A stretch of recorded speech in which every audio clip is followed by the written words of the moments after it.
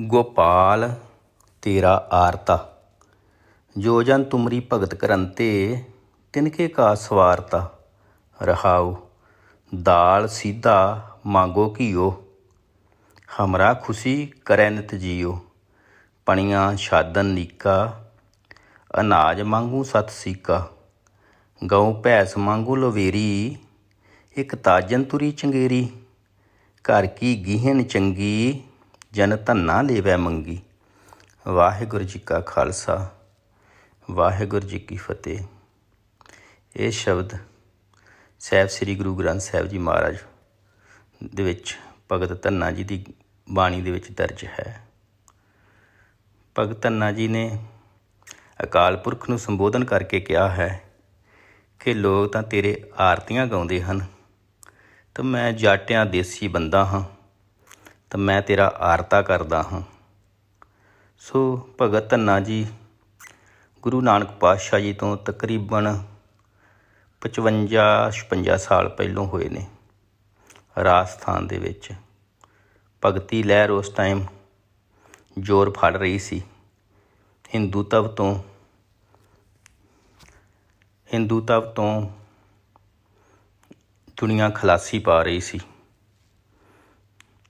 ਸੋ ਭਗਤ ਧੰਨਾ ਜੀ ਜੱਟ ਬਰਾਦਰੀ ਨਾਲ ਸੰਬੰਧਿਤ ਸੀ। ਬਹੁਤ ਜ਼ਿਆਦਾ ਕੰਮ ਕਰਦੇ ਹੀ ਖੇਤੀ ਦੇ ਵਿੱਚ। ਜੱਟਾਂ ਨੂੰ ਕਰਨਾ ਹੀ ਪੈਂਦਾ ਹੈ, ਆਪ ਸਭ ਨੂੰ ਪਤਾ ਹੈ। ਕੀ ਦੇਖਦੇ ਹਨ ਕਿ ਇੱਕ ਦਿਨ ਕੋਈ ਪਿੰਡ ਦਾ ਪੰਡਿਤ ਹੈ, ਤਰਲੋਚਨ ਦੱਸਦੇ ਹਨ ਨਾਮ ਉਸਦਾ।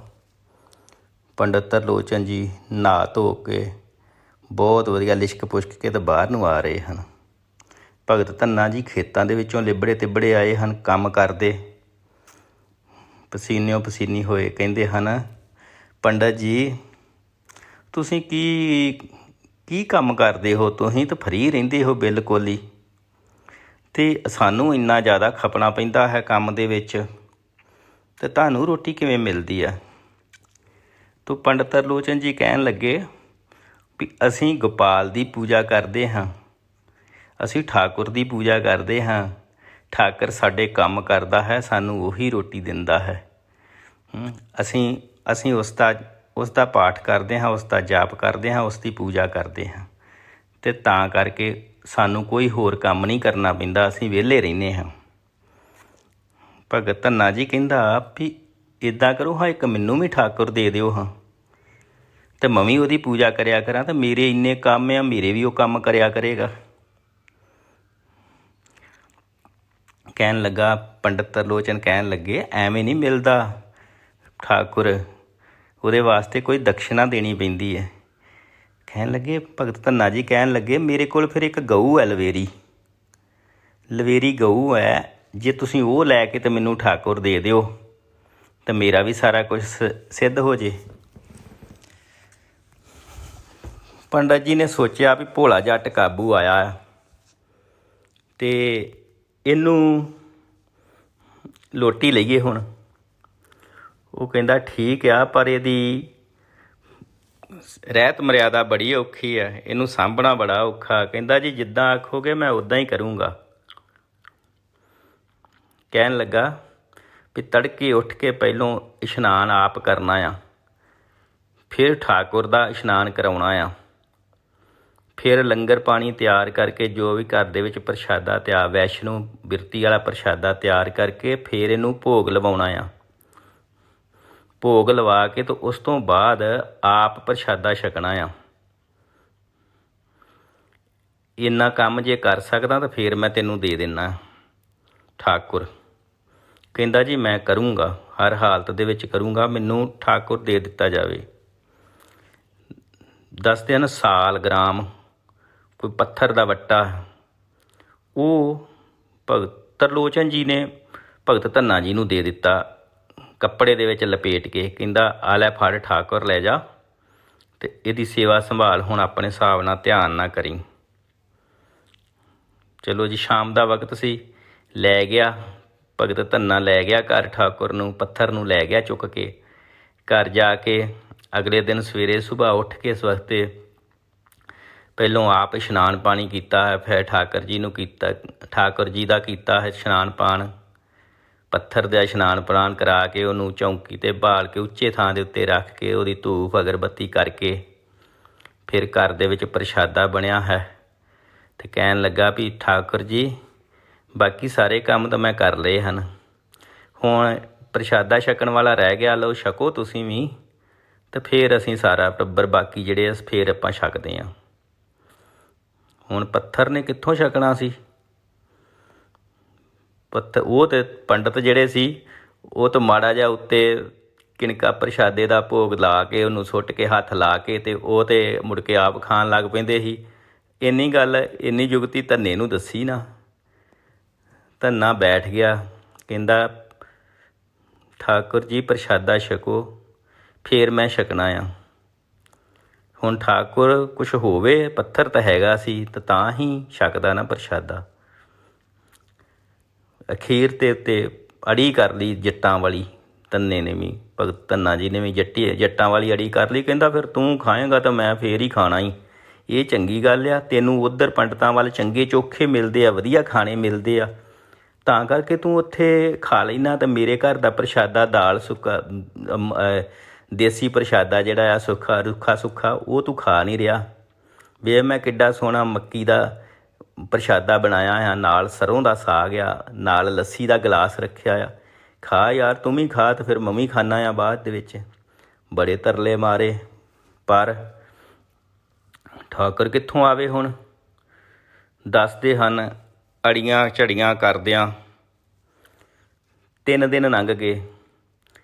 ਤੀਜੇ ਦਿਨ ਬਿਹਾਲ ਹੋ ਕੇ ਜਦੋਂ ਪਿਆ ਆ ਅੱਗੇ ਵੇਟ ਕਰ ਰਿਹਾ ਆ, ਪਰਮਾਤਮਾ ਨੇ ਸੋਚਿਆ ਕ੍ਰਿਸ਼ਨ ਰੂਪ ਦੇ ਵਿੱਚ ਯਾਦ ਕਰਦਾ ਸੀ ਧੰਨਾ, ਦੱਸਦੇ ਉਹਨੂੰ। ਇਹ ਜਿੰਨੇ ਵੀ ਜ਼ਿਆਦਾ ਭਗਤ ਹੋਏ ਨੇ ਨਾ ਬਾਕੀ ਕਮਿਊਨਿਟੀਆਂ ਦੇ ਵਿੱਚੋਂ, ਉਹ ਸਾਰੇ ਅਕਾਲ ਪੁਰਖ ਦੇ ਕ੍ਰਿਸ਼ਨ ਰੂਪ ਨੂੰ ਹੀ ਯਾਦ ਕਰਦੇ ਹਨ। ਜ਼ਿਆਦਾਤਰ ਕ੍ਰਿਸ਼ਨ ਦੇ ਰੂਪ ਨੂੰ ਯਾਦ ਕਰ ਰਿਹਾ ਕਿ ਇੱਦਾਂ ਦਾ ਹੋਣਾ, ਕਿਉਂਕਿ ਪੰਡਤ ਨੇ ਵੀ ਨਿਸ਼ਾਨੀਆਂ ਦੱਸੀਆਂ ਸੀ ਵੀ ਪਰਮਾਤਮਾ ਇੱਦਾਂ ਦਾ ਆ ਜਿਹੜਾ ਠਾਕੁਰ ਮੇਰੀ ਸੇਵਾ ਕਰਦਾ ਆ ਕੇ। ਉਹਨੇ ਕ੍ਰਿਸ਼ਨ ਜੀ ਨੇ ਸੋਚਿਆ,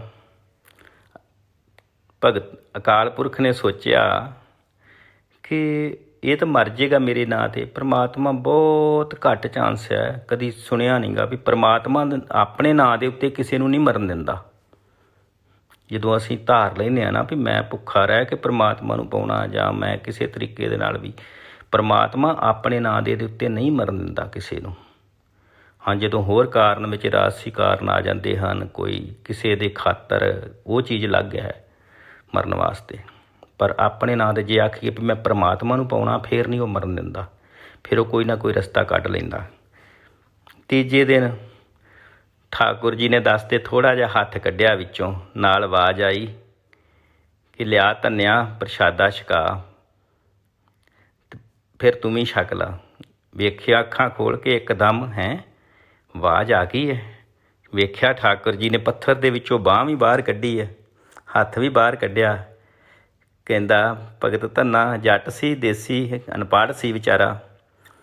ਕਹਿਣ ਲੱਗਾ ਇੱਦਾਂ ਨਹੀਂ ਠਾਕੁਰ ਜੀ, ਇੱਦਾਂ ਨਹੀਂ ਗੱਲ ਬਣਨੀ, ਮੇਰੇ ਨਾਲ ਬੈਠ ਕੇ ਛਕੋਗੇ ਤਾਂ ਫਿਰ ਹੀ ਗੱਲ ਬਣਨੀ ਹੈ। ਉੱਦਾਂ ਮੈਂ ਹੁਣ ਨਹੀਂ ਛਕਾਉਣ ਲੱਗਾ ਤੁਹਾਨੂੰ, ਮਰ ਜਾਊਂਗਾ, ਪਰ ਇੱਦਾਂ ਨਹੀਂ, ਬਾਹਰ ਨਿਕਲ ਕੇ ਜਿਵੇਂ ਪੰਡਤ ਦੇ ਨਾਲ ਬੈਠ ਕੇ ਛਕਦੇ ਜੇ ਉੱਦਾਂ ਮੇਰੇ ਨਾਲ ਵੀ ਛਕੋ, ਜਿਵੇਂ ਉਹ ਤੁਹਾਨੂੰ ਰੋਟੀ ਖਾਂਦਾ ਆ ਖਵਾਉਂਦਾ ਆ, ਇੱਦਾਂ ਮੇਰੇ ਕੋਲੋਂ ਵੀ ਖਾਓ ਬੈਠ ਕੇ। ਦੱਸਦੇ ਹਨ ਵੀ ਸਾਕਸ਼ਾਤ ਪਰਮਾਤਮਾ ਜਿਹੜਾ ਸੀ ਕ੍ਰਿਸ਼ਨ ਦਾ ਰੂਪ ਧਾਰ ਕੇ ਅਤੇ ਬੈਠ ਗਿਆ ਉਹਦੇ ਲਾਗੇ ਆ ਕੇ। ਕਹਿੰਦਾ ਲਿਆ ਧੰਨਿਆ ਖਾ। ਕਹਿੰਦਾ ਮਹਾਰਾਜ ਮੈਂ ਗਰਮ ਕਰ ਲਿਆ ਵਾਂ ਪ੍ਰਸ਼ਾਦਾ, ਤਾਂ 3 ਦਿਨਾਂ ਦਾ ਵਿਆਹ ਆ, 3 ਦਿਨਾਂ ਦਾ, ਅਤੇ ਮੈਂ ਗਰਮ ਕਰਕੇ ਲਿਆਉਣਾ ਫੇਰ ਛਕਦੇ। ਕਹਿੰਦੇ ਨਹੀਂ ਧੰਨਿਆ ਇੱਦਾਂ ਹੀ ਛਕਾਂਗੇ, ਹੁਣ ਲਿਆ ਤੇਰਾ ਐਡਾ ਪਿਆਰ ਨਾਲ ਬਣਿਆ ਹੋਇਆ ਪ੍ਰਸ਼ਾਦਾ, ਇੱਦਾਂ ਹੀ ਛਕਾਂਗੇ, ਫੇਰ ਗਰਮ ਕਰਨ ਦੀ ਲੋੜ ਨਹੀਂ ਹੈ। ਦੱਸਦੇ ਹਨ ਵੀ ਉਹ ਪ੍ਰਸ਼ਾਦਾ ਜਿਹੜਾ ਸੀ 3 ਦਿਨਾਂ ਦਾ ਵਿਆਹ ਜਿਹੜਾ ਸੀ ਉਹ ਠਾਕੁਰ ਜੀ ਨੇ ਛਕਿਆ, ਕ੍ਰਿਸ਼ਨ ਜੀ ਨੇ ਛਕਿਆ, ਅਤੇ ਥੋੜ੍ਹਾ ਵਿੱਚੋਂ ਬਾਕੀ ਜਿਹੜਾ ਅੱਧਾ ਰਹਿੰਦਾ, ਅੱਧਾ ਰੱਖ ਕੇ ਅਤੇ ਕਹਿੰਦਾ ਲੈ ਹੁਣ ਤੂੰ ਛਕ ਲਾ। ਧੰਨੇ ਨੂੰ ਕਿਹਾ।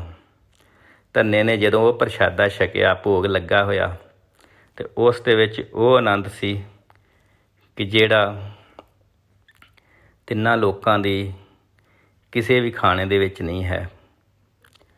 ਸੋ ਛਕ ਕੇ ਬਹੁਤ ਆਨੰਦਿਤ ਹੋਇਆ। ਠਾਕੁਰ ਜੀ ਕਹਿਣ ਲੱਗੇ, ਅੱਛਾ ਧੰਨਿਆ, ਹੁਣ ਫਿਰ ਮੈਂ ਚੱਲਦਾ ਹਾਂ। ਕਹਿੰਦੇ, ਮਹਾਰਾਜ ਜਾਣਾ ਕਿੱਥੇ ਜੇ? ਪੰਡਤ ਦੇ ਸਾਰੇ ਕੰਮ ਕਰਦੇ ਹੋ ਤਾਂ ਮੇਰਾ ਤੁਸੀਂ ਮੈਨੂੰ ਕਹਿ ਰਹੇ ਜੇ ਤੇ ਵੀ ਮੈਂ ਚੱਲਿਆ ਆ, ਤਾਂ ਮੇਰੇ ਕੰਮ ਕਿੰਨੇ ਕਰਨੇ ਆ? 3 ਦਿਨਾਂ ਦੇ ਵੀ ਕੰਮ ਜਮ੍ਹਾਂ ਹੋਏ ਆ। ਮੇਰੇ ਸਾਰੇ ਡੰਗਰ ਵੀ ਭੁੱਖੇ ਮਰ ਗਏ ਆ, ਮਾਲ ਡੰਗਰ ਸਾਰਾ ਭੁੱਖਾ ਮਰਿਆ। ਮੇਰੇ ਖੇਤਾਂ ਨੂੰ ਪਾਣੀ ਲਾਉਣ ਵਾਲਾ, ਪੱਠੇ ਵੱਢਣ ਵਾਲੇ, 100 ਕੰਮ ਮੇਰਾ ਕਰਨ ਵਾਲਾ, ਹਾਲ ਵਾਹੁਣ ਵਾਲੇ ਆ, ਖੂਹ ਗੇੜਨ ਵਾਲਾ ਆ। ਤੂੰ ਕੀ ਕਰ? ਤੂੰ ਹੁਣ ਜਾ ਕੇ ਕਿੱਥੇ ਕੀ ਕਰਨਾ ਆ? ਪਹਿਲੋਂ ਮੇਰੇ ਕੰਮ ਕਰ ਅਤੇ ਫਿਰ ਚੱਲ ਜੀ। ਉਹਨਾਂ ਨੇ ਆਖਿਆ, ਅੱਛਾ ਗਿਣ ਕੇ ਦੱਸ ਦੇ ਵਾਰੀ ਵਾਰੀ ਸਾਰੇ ਕੰਮ ਜਿਹੜੇ ਵੀ ਤੇਰੇ ਹੈਗੇ ਆ। ਫਿਰ ਦੱਸਦੇ ਆ ਵੀ ਭਗਤ ਧੰਨੇ ਜੀ ਦੇ ਸਾਰੇ ਕੰਮ ਜਿਹੜੇ ਸੀ ਉਹ ਅਕਾਲ ਪੁਰਖ ਕਰਨ ਲੱਗ ਪਿਆ। ਮੰਗਦਾ ਫਿਰ ਉਹਦੇ ਕੋਲੋਂ, ਕਹਿੰਦਾ, ਗੋਪਾਲ ਤੇਰਾ ਯਾਰ ਤਾ, ਜੋ ਜਨ ਤੁਮਰੀ ਭਗਤ ਕਰਨ ਤੇ ਤਿਨਕੇ ਕਾ ਸਵਾਰਤਾ। ਦਾਲ ਸੀਧਾ ਮੰਗੋ ਕੀਓ, ਹਮਰਾ ਖੁਸ਼ੀ ਕਰੇ ਨਿਤ ਜੀਓ। ਪਣੀਆਂ ਛਾਦਨ ਨੀਕਾ, ਅਨਾਜ ਮੰਗੂ ਸਤ ਸੀਕਾ। 7 ਜੀਆਂ ਦਾ ਕਹਿੰਦਾ ਅਨਾਜ ਦੇ ਦੇ ਮੈਨੂੰ, ਆਟਾ ਦੇ ਦੇ, ਦਾਲ ਦੇ ਦੇ, ਘਿਓ ਦੇ ਦੇ, ਲੂਣ ਦੇ ਦੇ, ਇਹ ਸਾਰੀਆਂ ਚੀਜ਼ਾਂ ਮੰਗ ਰਿਹਾ। ਫਿਰ ਕਹਿੰਦਾ ਗਊ ਭੈਂਸ ਮੰਗੋ ਲਵੇ, ਇੱਕ ਗਊ ਵੀ ਦੇ ਦੇ ਵਧੀਆ ਜੀ ਲਵੇਰੀ, ਅਤੇ ਇੱਕ ਮੱਝ ਵੀ ਦੇ ਦੇ, ਇੱਕ ਘੋੜੀ ਵੀ ਦੇ ਦੇ ਚੜ੍ਹਨ ਵਾਸਤੇ, ਇੱਕ ਤਾਜਨ ਤੁਰੀ ਚੰਗੇਰੀ। ਅਤੇ ਘਰ ਦੇ ਵਿੱਚ ਕੁਵਾਰਾ ਸੀ ਅਜੇ, ਭੋਲਾ ਭਾਲਾ ਜੱਟ ਸੀ। ਕਹਿੰਦਾ ਇੱਕ ਵਹੁਟੀ ਵੀ ਸੋਹਣੀ ਜੀ ਦੇ ਦੇ ਮੈਨੂੰ, ਵਧੀਆ ਜੀ ਵਹੁਟੀ ਵੀ ਚੰਗੀ ਜੀ ਦੇ ਦੇ ਮੈਨੂੰ। ਬਸ ਮੇਰੀਆਂ ਇਹੋ ਹੀ ਡਿਮਾਂਡਾਂ ਆ, ਹੋਰ ਮੈਂ ਤੇਰੇ ਕੋਲ ਕੁਛ ਨਹੀਂ ਮੰਗਦਾ। ਚਲੋ ਜੀ, ਠਾਕੁਰ ਜੀ ਕੰਮ ਕਰਨ ਲੱਗ ਪਏ। ਧੰਨੇ ਦਾ ਸਾਰਾ ਕੰਮ ਹੋਣ ਲੱਗ ਪਿਆ। ਧੰਨਾ ਇਸ਼ਨਾਨ ਕਰਕੇ ਸਾਫ ਸੁਥਰਾ ਹੋ ਕੇ ਅਤੇ ਬਾਹਰ ਗਿਆ ਆ। ਠਾਕੁਰ ਅੱਗੇ ਮਿਲ ਪਏ ਆ, ਪੰਡਤ ਜੀ ਮਿਲ ਪਏ ਅੱਗੇ। ਪੰਡਤ ਦੇ ਜਾ ਕੇ ਪੈਰੀਂ ਹੱਥ ਲਾਇਆ। ਕਹਿੰਦਾ, ਪੰਡਤ ਜੀ ਤੁਹਾਡੀ ਬੜੀ ਮਿਹਰਬਾਨੀ, ਤੁਸੀਂ ਮੈਨੂੰ ਠਾਕੁਰ ਦੇ ਦਿੱਤਾ। ਕਹਿੰਦਾ, ਧੰਨਿਆ ਤੂੰ ਕੰਮ ਕਿਉਂ ਨਹੀਂ ਕੀਤਾ? ਤੂੰ ਅੱਜ ਨਹਾ ਧੋ ਕੇ ਕਿੱਧਰ ਆਇਆ? ਤੂੰ ਆਪਣੇ ਕੰਮ ਕਿਉਂ ਨਹੀਂ ਕਰ ਰਿਹਾ? ਕਹਿੰਦਾ, ਠਾਕੁਰ ਜੀ ਕਰ ਰਹੇ ਆ ਕੰਮ ਮੇਰੇ, ਸਾਰੇ ਕੰਮ ਤੋਂ ਕਰਨ ਡੇ, ਤਾਂ ਕਰਕੇ ਤਾਂ ਮੈਂ ਤੁਹਾਡਾ ਧੰਨਵਾਦ ਕਰਨ ਆਇਆ ਆ। ਕਹਿੰਦਾ, ਧੰਨਿਆ ਮੈਨੂੰ ਵੀ ਵਿਖਾਲ ਹਾਂ। ਠਾਕੁਰ ਮੈਂ ਤਾਂ ਅਜੇ ਤੱਕ ਵੇਖਿਆ ਨਹੀਂ ਗਾ। ਕਹਿੰਦਾ, ਚੱਲ ਤੁਰ। ਖੇਤਾਂ ਦੇ ਵਿੱਚ ਲੈ ਗਿਆ। ਉੱਥੇ ਸਾਰੇ ਕੰਮ ਹੋਣ ਡੇ ਆ, ਆਪਣੇ ਆਪ ਹਲ ਵਗਣ ਡੇ, ਆਪਣੇ ਆਪ ਖੂਹ ਗਿੜਨ ਡੇ, ਆਪਣੇ ਆਪ ਪੱਠੇ ਵੱਢੇ ਜਾ ਰਹੇ ਆ, ਸਾਰਾ ਕੁਛ ਆਪਣੇ ਆਪ ਹੋ ਰਿਹਾ ਆ। ਕਹਿੰਦਾ ਧੰਨੇ ਨੂੰ ਦਿਸਦਾ ਆ ਠਾਕੁਰ, ਪਰ ਉਹਨੂੰ ਨਹੀਂ, ਪੰਡਤ ਨੂੰ ਨਹੀਂ ਦਿਸ ਰਿਹਾ ਠਾਕੁਰ। ਪੰਡਤ ਕਹਿੰਦਾ ਵੀ ਮੈਨੂੰ ਤਾਂ ਦਿਸਦਾ ਨਹੀਂ ਗਾ। ਫਿਰ ਉਹਨੇ ਦੱਸਦਿਆ ਠਾਕੁਰ ਨੂੰ ਪੁੱਛਿਆ ਧੰਨਾ ਜੀ ਨੇ ਵੀ ਠਾਕੁਰ ਜੀ ਕਿਉਂ ਨਹੀਂ ਇਹ ਮਤਲਬ ਤੁਸੀਂ ਇਹਨੂੰ ਕਿਉਂ ਨਹੀਂ ਦਰਸ਼ਨ ਦਿਦਾਰੇ ਦੇ ਰਹੇ? ਮੈਨੂੰ ਦਿਸਦੇ ਜੀ, ਇਹਨੂੰ ਕਿਉਂ ਨਹੀਂ ਦਿਸਦੇ? ਕਹਿੰਦੇ, ਧੰਨਿਆ ਤੂੰ ਭੋਲਾ ਜੱਟ ਆ, ਇਹਨੇ ਤੇਰੇ ਨਾਲ ਠੱਗੀ ਕੀਤੀ ਸੀ, ਤੈਨੂੰ ਪੱਥਰ ਦੇ ਦਿੱਤਾ ਸੀ ਠਾਕੁਰ ਦੀ ਥਾਂ ਦੇ ਉੱਤੇ। ਇਹਨੇ ਕਦੀ ਦਰਸ਼ਨ ਮੰਗੇ ਹੀ ਨਹੀਂ। ਇਹ ਤਾਂ ਆਪਣੀ ਰੋਟੀ ਟੁੱਕ ਵਾਸਤੇ ਲੋਕਾਂ ਨੂੰ ਠੱਗਣ ਵਾਸਤੇ ਤੁਰੇ ਫਿਰਦੇ ਨੇ। ਇਹਨਾਂ ਨੇ ਕਦੀ ਅਸਲੀ ਭਗਤੀ ਨਹੀਂ ਕੀਤੀ ਜਿਵੇਂ ਤੂੰ ਕੀਤੀ ਹੈ। ਜਿਵੇਂ ਤੂੰ ਮੇਰੇ ਨਾਲ ਪ੍ਰੇਮ ਕੀਤਾ ਇਹਨਾਂ ਨੇ ਨਹੀਂ ਕੀਤਾ, ਇਸ ਕਰਕੇ ਇਹਨਾਂ ਨੂੰ ਦਰਸ਼ਨ ਦਿਦਾਰੇ ਨਹੀਂ ਹੋ ਸਕਦੇ। ਭਗਤ ਧੰਨਾ ਜੀ ਉਹ ਫਿਰ ਭਗਤ ਤਰਲੋਚਨ ਜੀ ਜਿਹੜੇ ਸੀ, ਤਰਲੋਚਨ ਜੀ ਵੀ ਤਤਪਰ ਹੋ ਗਏ ਵੀ ਨਹੀਂ ਧੰਨਿਆ ਹੁਣ ਮੇਰੇ 'ਤੇ ਵੀ ਕਿਰਪਾ ਕਰ। ਫਿਰ ਧੰਨੇ ਨੇ ਫਿਰ ਬੇਨਤੀ ਕੀਤੀ, ਮਹਾਰਾਜ ਨਹੀਂ, ਹੁਣ ਤੁਸੀਂ ਮੇਰੀ ਖਾਤਰ ਇਸ ਨੂੰ ਵੀ ਦਰਸ਼ਨ ਦੇ ਦਿਓ ਤਾਂ ਕਿ ਇਹਦਾ ਵੀ ਜਨਮ ਸਫਲਾ ਹੋਵੇ। ਧੰਨਾ ਜੀ ਦੇ ਕਹਿਣ ਦੇ ਉੱਤੇ ਕ੍ਰਿਸ਼ਨ ਜੀ ਨੇ ਫਿਰ ਉਸ ਪੰਡਤ ਤਰਲੋਚਨ ਨੂੰ ਵੀ ਦਰਸ਼ਨ ਦਿੱਤੇ ਅਤੇ ਦਰਸ਼ਨ ਦੇ ਕੇ ਉਸ ਨੂੰ ਵੀ ਕਰਤਾਰਥ ਕੀਤਾ। ਬਾਅਦ ਦੇ ਵਿੱਚ ਦੱਸਦੇ ਆ ਗੁਰੂ ਧਾਰਨ ਕਰਨ ਵਾਸਤੇ ਭਗਤ ਧੰਨਾ ਜੀ ਜਿਹੜੇ ਆ ਵਾਰਾਣਸੀ ਬਨਾਰਸ ਦੇ ਵਿੱਚ, ਜਿੱਥੇ ਭਗਤ ਰਾਮਾਨੰਦ ਜੀ ਰਹਿੰਦੇ ਸਨ, ਰਾਮਾਨੰਦ ਜੀ ਕੋਲ ਜਾ ਕੇ ਉਹਨਾਂ ਦੇ ਚੇਲੇ ਬਣੇ ਅਤੇ ਉਹਨਾਂ ਕੋਲੋਂ ਵਿੱਦਿਆ ਹਾਸਲ ਕੀਤੀ। ਸੋ ਇਹ ਸੀ ਭਗਤ ਧੰਨਾ ਜੀ ਦਾ ਪ੍ਰਸੰਗ, ਜੋ ਜਿਸ ਦੇ ਸ਼ਬਦ ਗੁਰੂ ਗ੍ਰੰਥ ਸਾਹਿਬ ਜੀ ਵਿੱਚ 3 ਸ਼ਬਦ ਦਰਜ ਹਨ ਅਤੇ ਉਸ ਟਾਈਮ ਦੇ ਉੱਤੇ ਭਗਤੀ ਲਹਿਰ ਦੇ ਮੁੱਖ ਭਗਤਾਂ ਦੇ ਵਿੱਚੋਂ ਇੱਕ ਸਨ। ਸੋ ਅੱਜ ਦਾ ਇੰਨਾ ਹੀ। ਕੱਲ੍ਹ ਨੂੰ ਸਤਿਗੁਰੂ ਜੀ ਜਿੱਧਰ ਨੂੰ ਲੈ ਜਾਣਗੇ ਉੱਧਰ ਆਪਾਂ ਚੱਲਾਂਗੇ। ਸੋ ਵਾਹਿਗੁਰੂ ਜੀ ਕਾ ਖਾਲਸਾ, ਵਾਹਿਗੁਰੂ ਜੀ ਕੀ ਫਤਿਹ ਜੀ।